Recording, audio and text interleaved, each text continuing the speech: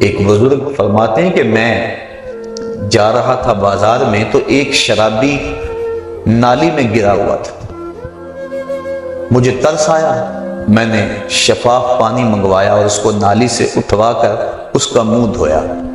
انسان ہے اور یہ گندی نالی کے اندر گرا ہوا اور گندا پانی اس کے منہ سے لگ لگ کے گزر رہا ہے۔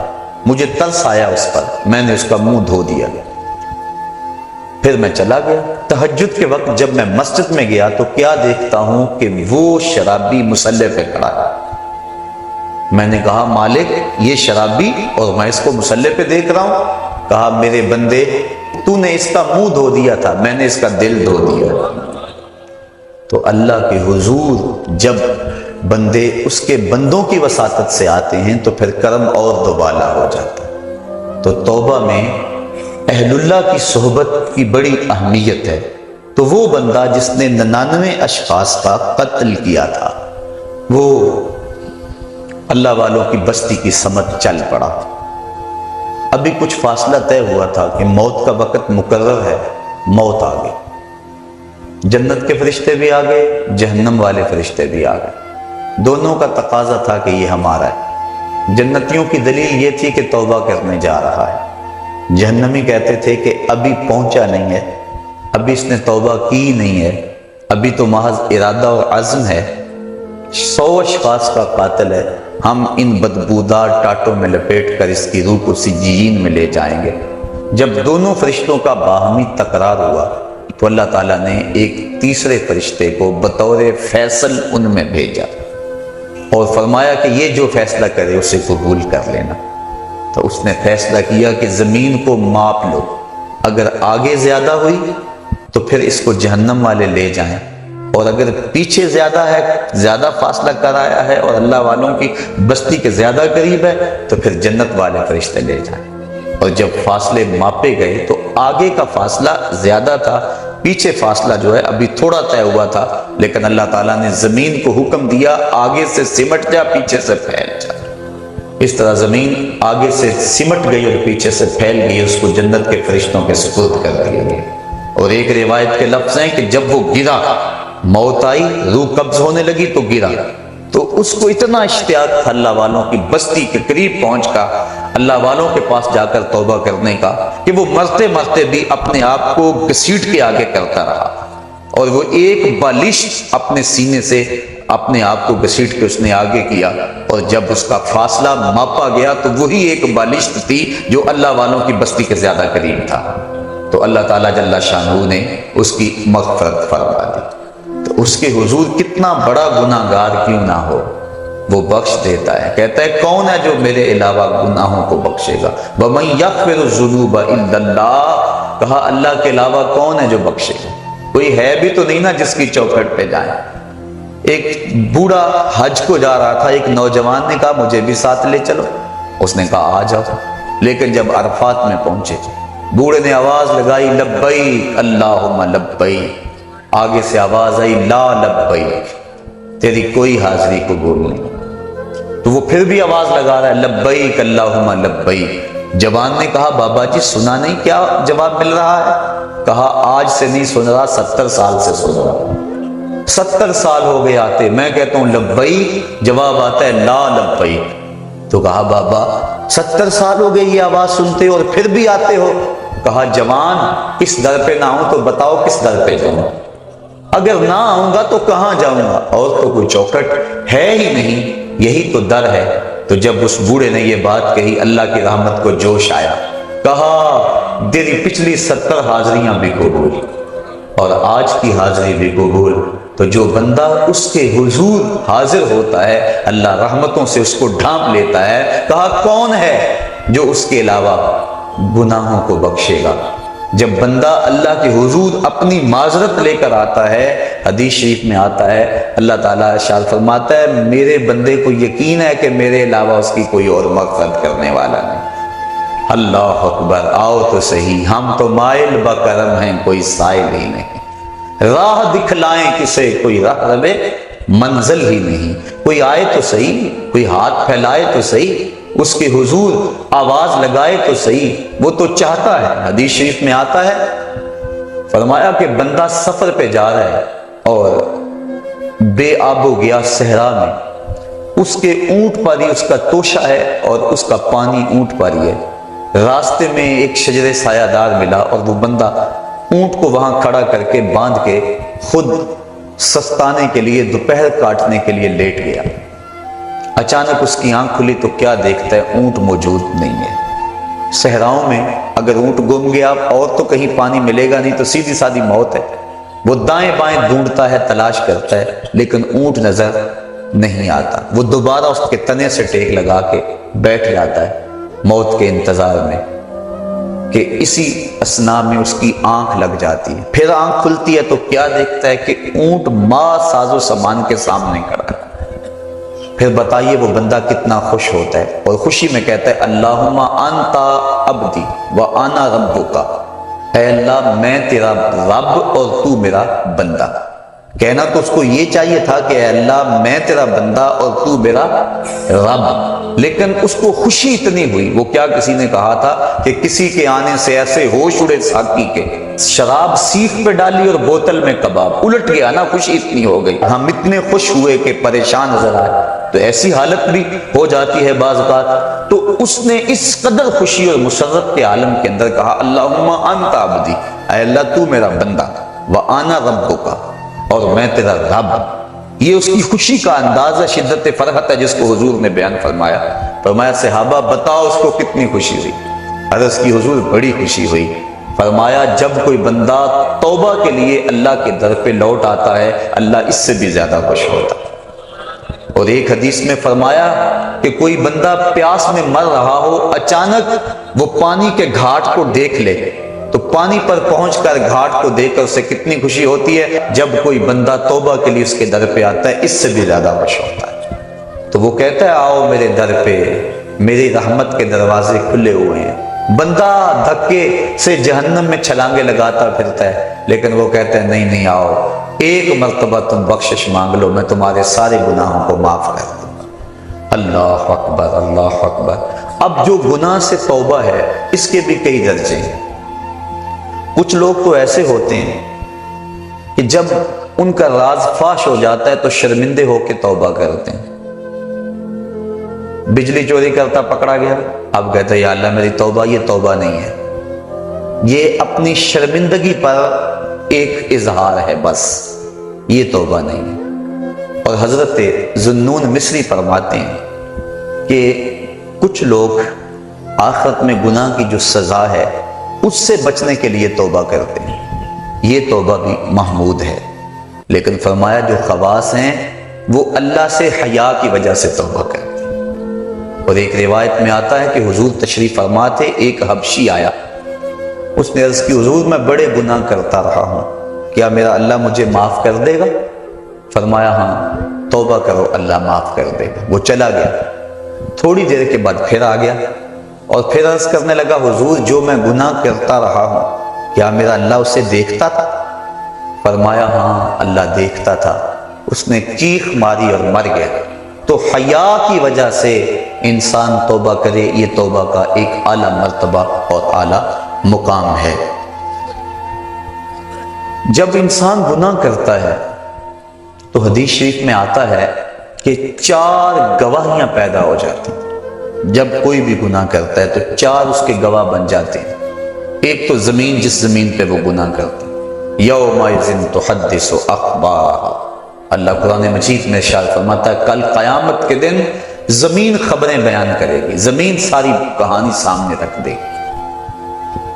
اللہ اکبر، یوم تبلی السرائر فما لہ من قوت ولا ناصر، اس دن سارے راز کھول دیے جائیں گے، ہر شے تش تش وام ہو جائے گی۔ ایک تو زمین گواہ بن جاتی ہے، دوسرا وہ فرشتے جو لکھنے والے کرامن کاتبین یعلمون ما تفعلون، جو تم کرتے ہو معزز فرشتے اس کو لکھ لیتے ہیں، ان کی بھی گواہی بن جاتی ہے۔ تیسرا وَإِذَا الصُّحُفُ نُشِرَتْ، وہ صحیفے جن کے اوپر اعمال لکھے جاتے ہیں وہ ہمارے گناہوں کے گواہ بن جاتے ہیں۔ اور چوتھا اللہ اکبر، اعضائے بدنی، اليوم نختم علی افواہہم وتکلمنا ایدیہم، کہا اس دن منہ پر مہریں لگا دی جائیں گی، ہاتھ بولیں گے، انسان کے اعضائے بدنی بولیں گے، تو یہ چوتھے گواہ انسان کے اپنے بدن کے اعضاء۔ تو جب گناہ کیا تو 4 گواہ بن گئے، زمین، اعضائے بدنیاں، فرشتے اور وہ صحیفے جن صحائف کے اندر گناہ لکھا گیا ہے۔ لیکن جب بندہ توبہ کرتا ہے، حدیث میں آتا ہے اذا تاب العبد انسى الله الحفظة ذنوبه وانسى ذلك جوارحه ومعالمه من الارض حتى يلقى الله وليس عليه شاهد من الله بذنب۔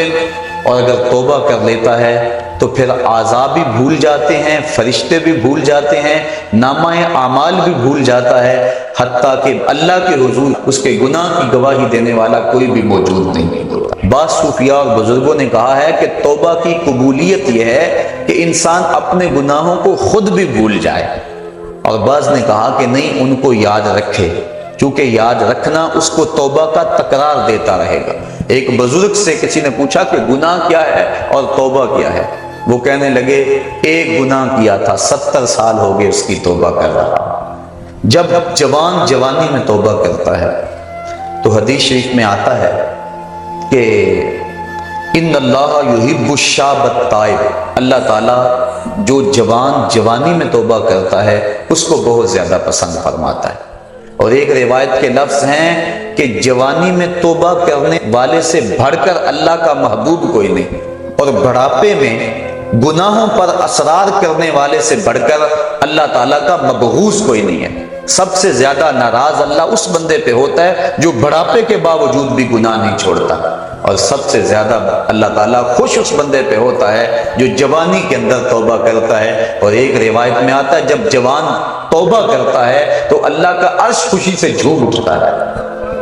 اور ایک روایت کے لفظ ہیں وَشَابٌ نَشَأَ فِي عِبَادَةِ اللَّهِ، وہ جوان جس کی جوانی اللہ کی عبادت میں گزرے۔ فرمایا کل قیامت کے دن جب کوئی سایہ نہیں ہوگا، اللہ اس شخص کو اپنے عرش کا ٹھنڈا سایہ نصیب فرمائے۔ آؤ اس کے در پہ آؤ، توبہ کا دروازہ کھلا ہوا ہے۔ حضور نے ارشاد فرمایا جتنی دیر تک سورج مغرب سے طلوع نہیں ہوتا توبہ کا دروازہ کھلا رہے گا۔ اللہ کے حضور گڑ گڑاؤ، اپنے گناہوں کی معافی مانگو۔ 2 قطرے ایسے ہیں جو رائے گاہ نہیں جاتے اور اللہ کے بڑے محبوب ہیں۔ ایک وہ قطرہ جو خوف خدا سے آنکھوں سے ٹپکتا ہے، اور حدیث میں آتا ہے گناہ گار کی آنکھ کا پانی اللہ کے غصے کی آگ کو ٹھنڈا کر دیتا ہے۔ اور دوسرا وہ قطرہ جو اللہ کے راستے کے اندر بہتا ہے، خون کا وہ قطرہ اللہ کو بہت زیادہ محبوب ہے۔ تو وہ آنکھ جو اللہ کے خوف میں روتی ہے، جس کو اللہ کے خوف نے رلا دیا، لا خیر فی عین لا تبکی من خشیت اللہ، اس آنکھ میں کوئی بھلائی نہیں ہے جو اللہ کے خوف میں روتی نہیں۔ اور وہ آنکھ جو اللہ کے خوف میں روتی ہے، حدیث میں آتا ہے اگر کوئی شخص خوف خدا میں رویا اور اس کی آنکھ کے جو بال ہیں پلکوں کے، ان میں سے ایک بال کی جڑ بھی بھیگ گئی، قیامت کے دن اگر اس شخص کو جہنم کا حکم ہوا تو وہ بال کھڑا ہو جائے، عرض کرے گا یا اللہ یا مجھے نکال لے یا اسے جنت عطا کر دے۔ اور اللہ اس بال کو تو نہیں نکالے گا، لیکن جس کا بال ہوا اس کو اللہ جنت کا مسافر بنا دے گا۔ اور ایک حدیث میں آتا ہے جس شخص کی آنکھوں سے خوف خدا کی وجہ سے مکھی کے سر کے برابر پانی نکل آیا، اللہ اس کو قیامت کے دن بخش دے گا، اس کی مغفرت فرما دے گا۔ تو اس کی یاد میں رو کر توبہ کرنا، اپنے گناہوں پر ندامت ہو اور پھر آنکھوں سے آنسو چھلک پڑے تو اللہ کو وہ بندہ بڑا ہی پسند آتا ہے۔ رونے والی آنکھ کو اللہ بہت زیادہ پسند کرتا ہے۔ میرے بزرگ فرمایا کرتے ہیں کہ ایک بزرگ تھے پرانے دور میں، ان کی طبیعت کے اندر سخا کوٹ کوٹ کے بھری تھی، اور آدھا فقر خدمت خلق اور سخاوت ہے۔ جس کی طبیعت کے اندر سخا نہیں ہے، جس کی طبیعت کے اندر جو ہے وہ وسعت نہیں ہے، وہ فقیر نہیں ہو سکتا۔ تو وہ جو بھی مہمان آتے ان کو لٹاتے، ان کو کھانا کھلاتے، حتیٰ کہ قرض اٹھا کر ان کو کھلا دیتے۔ جب ان کا وقت آخر آ گیا تو بڑے لوگوں کا قرض دینا تھا، انہوں نے سمجھا بابا جی تو جا رہے ہیں، بعد میں قرض کون دے گا، تقاضا کرنے کے لیے آ بیٹھے۔ بابا جی کا آخری وقت ہے اور وہ قرض مانگ رہے ہیں۔ بابا جی کو یہ فکر ہے کہ یہ میرے مہمان آئے ہیں اور میرے پاس کھلانے کے لیے کچھ نہیں، ایک چھوٹا سا بچہ تھالی کے اندر کوئی چیز رکھ کے بیچ رہا تھا، آواز دی اور گزرنے لگا، خادم کو کہا کہ بچے کو بلاؤ، بلایا، کہا بیٹا میرے ان مہمانوں کو کھلا دو۔ بچے نے تو شکریہ ادا کیا کہ میں سارے دن میں یہ سامان بیچنا تھا، میرا فوراً بک گیا۔ اس نے سارا سامان کھلا دیا اور بابا جی سے کہا کہ پیسے، انہوں نے کہا بیٹھ جاؤ۔ بیٹا بیٹھ گیا۔ 2 4 5 منٹ گزرے تو اس نے پھر اٹھ کے کہا بابا جی پیسے، کہا بیٹھ جاؤ، جب ان کو ملیں گے تو تجھے بھی ملیں گے، یہ بھی سارے قرض خواہ ہیں۔ بچے نے رونا شروع کر دیا، بچہ رویا، رحمت عزتی کو جوش آ گیا۔ کوئی بندہ تھیلی لے کر اشرفیوں کی بزرگوں کے پاس نذرانہ لیے حاضر ہوا، انہوں نے سب کا قرض ادا کر دیا، بچے کو بھی دے دیا۔ تو وہ جو لوگ تقاضا کرنے آئے تھے انہوں نے کہا ہم اتنی دیر سے بیٹھے تھے اور یہ بچہ فوراً آیا اور لے کے چلا گیا۔ تو وہ بزرگ فرمانے لگے تم میں سے پہلے کوئی رونے والا نہیں، یہ رونے والا آیا، اس کے صدقے سے باقیوں کا بھی کام بن گیا۔ تو جب بندہ اس کے حضور اپنے گناہوں کی معافی مانگتا ہے، اللہ تعالیٰ جل شانہ اس کی آنکھ سے ٹپکتے ہوئے آنسو کا صدقہ، آنسو کا قطرہ زمین پر بعد میں گرتا ہے، اللہ بندے کے گناہوں کو پہلے بخش دیتا ہے۔ حضرت حسن بصری رضی اللہ تعالیٰ عنہ فرماتے ہیں اپنی توبہ کا واقعہ، فرماتے ہیں کہ میں امیر کبیر شخص تھا اور بصرہ کے بازاروں کے اندر دکھی پریشان لوگوں کی مدد کے لیے بھی نکلتا تھا۔ ایک دن میں بازار میں جا رہا تھا کہ ایک خاتون مجھ کو نظر آئی، اتنی خوبصورت جیسے چاند کا ٹکڑا ہو۔ میں نے مسلسل اس کی طرف دیکھنا شروع کر دیا۔ اس نے کہا اما تستحی، تجھے حیا نہیں آتی، مجھے دیکھے جا رہے ہو؟ کہتے میں نے کہا ممن، کس سے حیا کر؟ تو اس عورت نے کہا فَمَنْ يَعْلَمُ خَائِنَةَ الْأَعْيُنِ وَمَا تُخْفِي الصُّدُورُ، اس سے حیا کرو جو دلوں کے بھید جانتا ہے، جو آنکھوں کی خیانت کو جانتا ہے، اس سے حیا کرو۔ کہتے ہیں یہ بات تو بہت بڑی تھی لیکن اس کا حسن ایسا تھا کہ مجھے اس کے باوجود اس کی طرف رغبت رہی اور میں مسلسل اس کو دیکھتا رہا۔ اس نے پھر مجھے کہا کہ کیا معاملہ ہے کہ تم میری طرف دیکھنا چھوڑتے نہیں ہو، کون سی چیز پسند آئی؟ تو کہتے ہیں میں نے اس کو کہا کہ تیری جھیل سی آنکھوں میں ڈوبنا چاہتا ہوں اور یہ میرے لیے ایک باعث کشش ہے۔ اس نے کہا تم رکو، شاید تمہارا مطلوب پورا ہو جائے۔ میں وہاں رکا اور وہ اپنے گھر چلی گئی۔ تھوڑی دیر کے بعد اس کی خادمہ تشت کے اوپر کپڑا ڈالا ہوا ہے اور میرے طرف بڑھایا۔ کہتے ہیں میں نے جب کپڑا اٹھایا تو اس کے اندر اس کی 2 آنکھیں تھیں اور اس کے اوپر لکھا ہوا تھا کاغذ کے ٹکڑے پہ لا اریدو عینن یفتتن بسببھا احد، میں ان آنکھوں کو رکھنا ہی نہیں چاہتی جس کی سبب سے ایک مومن فتنے میں پڑ جائے۔ کہتے ہیں کہ میں نے اپنی داڑھی کو پکڑا اور زاروں کے تار رونے لگا۔ میں نے کہا اے حسن بصری تو اس عورت سے بھی گیا گزرا ہے، اتنا خوف اس کے سینے کے اندر؟ کہتے ہیں میں داڑھی کو پکڑ کے زاروں کے تار رویا اور گھر چلا گیا۔ ساری رات میں نے توبہ میں گزارا۔ جب صبح کا سپیدہ طلوع ہوا میرے دل میں خیال آیا جس نے اپنی آنکھیں باندھ دی اس سے بھی تو معذرت کر رہا ہوں، اللہ سے تو معافی مانگی۔ کہتے ہیں کہ میں صبح اٹھا اور جب اس عورت کے گھر کے دروازے کے قریب پہنچا تو اس کا جنازہ نکل رہا تھا۔ میں پھر بڑا پریشان ہوا، واپس آیا، سارا دن مشکل میں گزارا۔ رات جب میں سویا تو وہ عورت مجھے خواب میں ملی۔ میں نے کہا کہ مجھے کوئی وصیت کرو، تو اس نے کہا اذا خلوت فاذکر اللہ، میں تجھے وصیت یہ کرتی ہوں جب تم تنہائی میں ہوا کرو تو اللہ کو یاد کیا کرو۔ وَإِذَا أَصْبَحْتَ وَأَمْسَيْتَ فَاسْتَغْفِرِ اللَّهَ وَتُبْ إِلَيْهِ، اور جب تم صبح کرو یا شام کرو تم استغفار پڑھا کرو اور اللہ سے توبہ کیا کرو۔ حضرت حسن بصری فرماتے ہیں کہ اس عورت کا یہ عمل مجھے توبہ کے راستے پہ ڈال لیا، پھر وہ حسن بصری زمانے کے امام اور مقتدا بنے۔ تو انسان جب عبرت حاصل کرنے پہ آتا ہے تو ایسے اسباب اس کے لیے مہیا ہو جاتے ہیں، توبہ کرنے میں دیر نہیں کرنی چاہیے۔ بعض بات بندہ سوچتا ہے کہ ابھی میرے بڑے کام پڑے ہوئے ہیں، جب میں بوڑھا ہوں گا میں ریٹائرمنٹ لے لوں، میں بچوں کی شادیاں کر لوں، بس پھر فراغت ہو جائے گی، بچے کاروبار سنبھال لیں گے، پھر میں ہوں گا، مسجد ہوگی۔ یہ ایسا بندہ کہہ رہا ہے جس کی ملک ایک سانس بھی نہیں ہے، جو ایک سانس کا بھی مختار نہیں ہے، اور ایسے بات کر رہا ہے جس طرح سب کچھ اس کے قبضے میں ہو۔ تو توبہ کے اندر تاخیر نہیں کرنی چاہیے۔ بنی اسرائیل کے اس شخص کا واقعہ آپ کو پہلے بھی شاید میں نے کسی مجلس کے اندر عرض کیا تھا کہ جس کو طول عمل نے برباد کر دیا، اس کی نیکیوں کی وجہ سے اس کو خبر پہنچی کہ اس کی عمر 1000 سال ہے، تو اس نے کہا جب میری عمر اتنی لمبی ہے تو پھر میں عبادت کی بھٹی کے اندر کیوں جلتا رہوں، میں 900 سال گناہ کر لیتا ہوں اور 100 سال قبل توبہ کر لوں گا اور گناہوں کی معافی چاہ لوں گا۔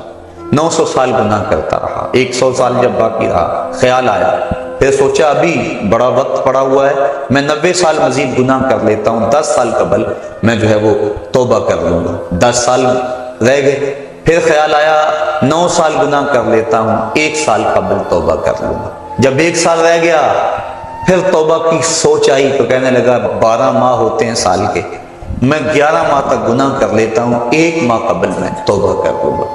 پھر 1 ماہ بھی گزرا، ہفتے تک بات پہنچی، حتیٰ کہ 1 دن رہ گیا، اور پھر وہ کہتا تھا بھی فلاں فلاں گناہ میرا رہتا ہے وہ میں کر لوں۔ ایسی لت پڑ گئی تھی گناہ کہ بنی اسرائیل کا وہ شخص کہ جو اس انتظار میں تھا کہ بس یہ گناہ کر لوں اور یہ گناہ کر لوں پھر توبہ کر لوں گا، اچانک موت آئی اور موت نے اس کو دبوچ لیا اور وہ توبہ کے بغیر مر گیا۔ تو طول عمل، لمبی امید کہ ابھی وقت میرا بڑا پڑا ہوا ہے، پہلے تو پتہ ہی نہیں ہے کہ وقت موجود بھی ہے یا کہ نہیں، اگلی سانس آئے گی یا کہ نہیں، دوسری بات جو کیفیت اب ہے پتہ نہیں آگے ہو یا نہ ہو۔ شیطان کو جتنی مہلت دو گے، جتنی بیماری گھر کر جائے گی، اس قدر ہی اس کا ختم ہونا مشکل ہے۔ اس لیے جب گناہ کرے تو فوراً توبہ کر لے، گناہ مٹ جاتا ہے۔ اور اگر انسان کہتا ہے کہ نہیں یہ کر لوں پھر توبہ کروں گا، تو توبہ کو مؤخر کرنا انسان کو گناہ پر دلیر بنا دیتا ہے۔ اور ایک حدیث میں آتا ہے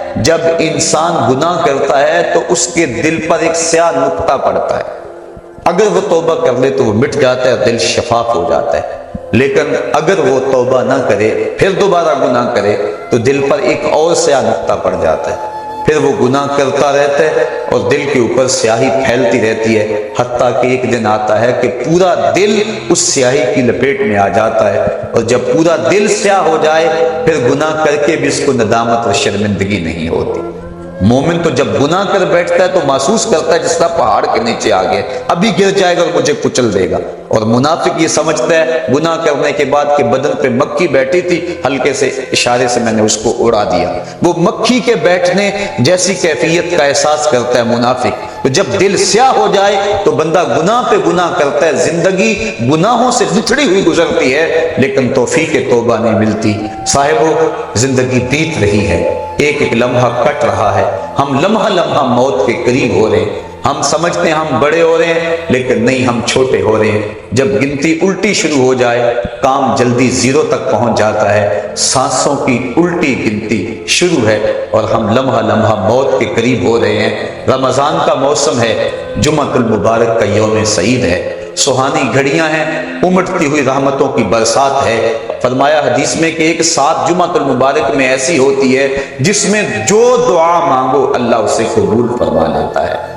اور حضرت عبداللہ ابن مسعود رضی اللہ تعالی عنہ فرماتے ہیں کہ جس نے وضو کیا اور اچھا وضو کیا اور اس کے بعد 2 رکعت نوافل ادا کیے اور اس کے بعد دعا استغفر اللہ العظیم الذی لا الہ الا هو الحی القیوم واتوب الیہ، کہتے جس نے اس دعا کو پھر پڑھ لیا، اگر اس کے گناہ ہیں وہ سمندر کی جھاگ کے برابر بھی ہو، اللہ سارے معاف فرمائے۔ مالک تو گناہوں کو معاف کرنے والا ہے، ہم ہی جہنم میں چھلانگے لگا رہے ہیں لیکن وہ تو کہتا ہے آجو میری رحمت کے دروازے کھلے ہوئے ہیں، اسیاں سے کبھی ہم نے کنارہ نہ کیا، تو نے بھی مگر دل آزردہ ہمارا نہ کیا، ہم نے تو جہنم کی بہت تدبیر کی، تیری رحمت نے لے کر گوارا نہ کیا۔ اس کی رحمتیں بندے کو آوازیں دے رہی ہیں، یا ایھا الانسان ما غرک بربک الکریم، اے انسان تجھے کریم رب کے دروازے سے کس نے ہٹا دیا؟ الذی خلقک فسواک فعدلک فی ای صورت ما شاء رکبک، جس نے تجھے پیدا کیا، جس نے تجھے تخلیق کیا، تجھے حسن اور جوانی دی، تیرے اعضاء کو توازن اور اعتدال دیا۔ ذرا دیکھ تو صحیح، ماضی کو جھانک کر کے تو دیکھ، تیرے ہاتھ سے پکڑنے کا سلیقہ نہیں تھا، تیری ٹانگیں تھی چلنے کا طریقہ نہیں تھا، تیری زبان تھی بولنے کا اسلوب تجھے نہیں آتا تھا، تو دودھ بھی مانگنا ہوتا تو روتا تھا، ہم نے تیری ماں کے سینے میں تیرے لیے پیار ڈال دیا۔ اگر ماں کے سینے میں پیار نہ ڈالتے بتا تو بچہ، تیری گندگی سے اتھڑ جاتا تھا، ماں صاف کرتی تھی، اگر ماں کے سینے میں یہ پیار نہ ہوتا تجھے کیڑے پڑ جاتے۔ آج تیری چھاتی میں زور ہے، آج ہاتھیوں کو تو بٹھا لیتا ہے، آج شیروں کو تو نچا لیتا ہے، زمانہ تیرا باج گزار ہے، آج تو منسٹر ہے، آج تو مولوی ہے، آج تو مفتی ہے، آج تیرے نام کی دہائی ہے، آج تو عہدہ قضا پہ فائز البرام ہے، آج تو عہدہ صدارت پہ فائز البرام ہے، آج تو ناظم ہے، آج دولت کی ریل پیل تیرے گھر میں ہے، آج تیری فوجیں تیرے پشت پہ ہیں، آج کوئی تجھے پوچھنے والا نہیں، لیکن ذرا پلٹ کے دیکھ کہ ماضی میں تو تھا کیا۔ اچھا پیچھے نہیں پلٹ کے دیکھنا تو ذرا آگے پلٹ کے دیکھ لے، پھر دوبارہ ہو وہی حالت، ڈنڈے کو پکڑ پکڑ کے چلے گا، پھر ڈنڈا بھی جواب دے گا، چارپائی سے لگ گیا، فالج ہو گیا۔ گھر والوں نے 4 دن تو بڑی خدمت کی، آخر انہوں نے بھی کام پہ جانا ہے، پھر بیویوں کے سپرد کر کے چلے گئے، کتنی دیر خدمت ہوگی، اب سارے تنگ آ گئے، آہستہ آہستہ منہ سے یہ دعائیں نکلنے لگی، اللہ بابے کو پردہ دے دے تو ٹھیک ہے، بتا ہم تجھے پردہ نہ دیتے تو کیا کرتا، ہم نے زندگی دی یہ بھی ہمارا احسان، اب تو اس حالت میں ہے کہ تیرا دھڑ مارا گیا، چارپائی پہ لگ گیا، بولو براز اوپر، مصیبت بن گئی، گھر والے بھی تنگ، تجھے اندر سے نکال کر برآمدے میں رکھ دیا کہ بابا کھانستا ہے، بچے ڈسٹرب ہوتے ہیں، جراثیم پھیلتے ہیں، اب تجھے باہر رکھ دیا گیا، تو اپنے آپ سے تنگ آ گیا، ڈاکٹر کو کہتا ہے لگا زہر کا ٹیکہ، ڈاکٹر زہر کا ٹیکہ بھی لگائے، بتا تجھے موت نہ آئے تو کیا کرے، ہم نے تجھے زندگی دی یہ بھی ہمارا احسان، فَأَمَاتَهُ ہم نے تجھے موت عطا کی یہ بھی ہمارا احسان، فَأَكْبَرَهُ اگلی کہانی بھی سن، کتا بھی تو مرا تھا، گھسیٹ کے روڑی پہ نہیں ڈال دیا، بکری بھی تو مری تھی، گھسیٹ کے روڑی پہ نہیں ڈال دیا،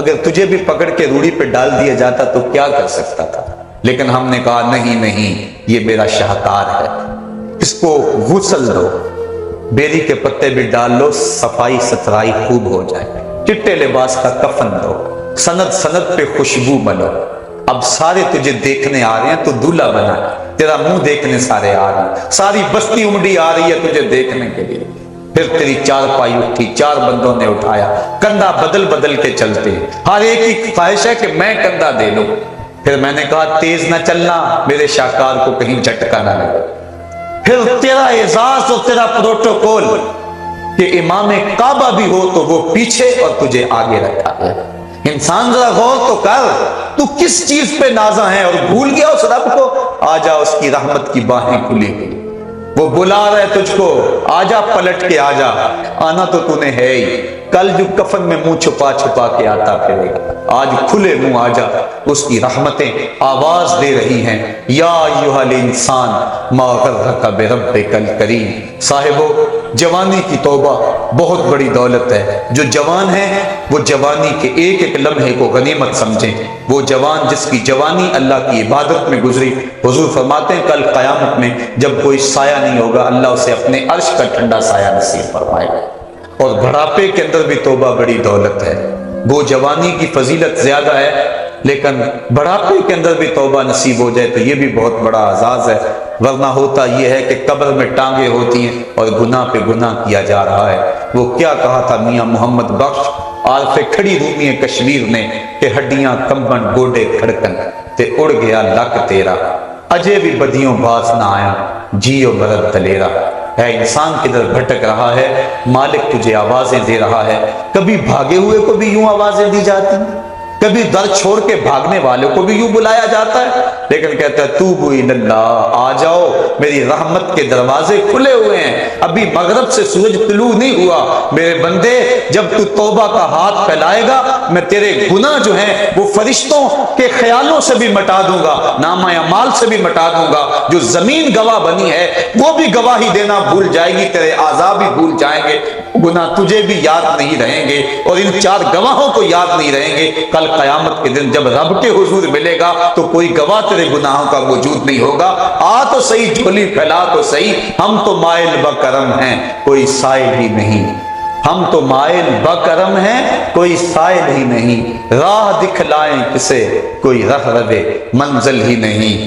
آؤ توبہ کا دروازہ کھلا ہے، اس کی رحمتوں کا دروازہ واہ ہے، اس کی کرم نوازیاں تمہیں آواز دے رہی ہیں، جھجک آتی ہے اس کے در پہ آتے ہوئے، چلو میرے نبی کا وسیلہ لے کر آ چلو۔ وَلَوْ أَنَّهُمْ إِذْ ظَلَمُوا أَنفُسَهُمْ جَاءُوكَ، اگر تم گناہ کر بیٹھے ہو، اپنی جانوں پہ ظلم کر بیٹھے ہو، آؤ تمہیں توبہ کا ایک اور راستہ دکھاؤں، آسان راستہ، کہ تم میرے نبی کی چوکھٹ پہ آؤ اور یہاں آ کے معافی مانگو، پھر میرا نبی تمہارے لیے ہاتھ اٹھا دے۔ تم تو معافی مانگنے آئے تھے، لَوَجَدُ اللَّهَ تَوَّابًا رَحِيمًا، توبہ تو ملنی ہی ملنی ہے، نبی کو ساتھ لے آئے ہو، میں رحمت بھی فرما دوں گا، اضافی رحمت اپنی جانب سے فرماؤں گا، آؤ تو صحیح میری چوکھٹ پہ۔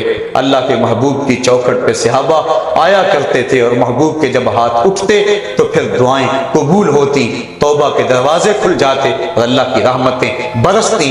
ابو لبابہ کی توبہ کا واقعہ کتب حدیث کے اندر موجود ہے، اور دیگر صحابہ کی توبہ کے واقعات موجود ہیں۔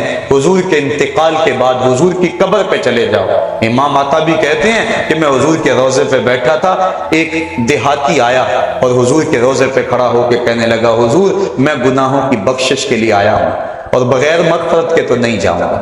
کہتے ہیں وہ اس قدر فریاد کرتا رہا، روتا رہا کہ مجھے اس کی حالت پہ ترس آ رہا تھا۔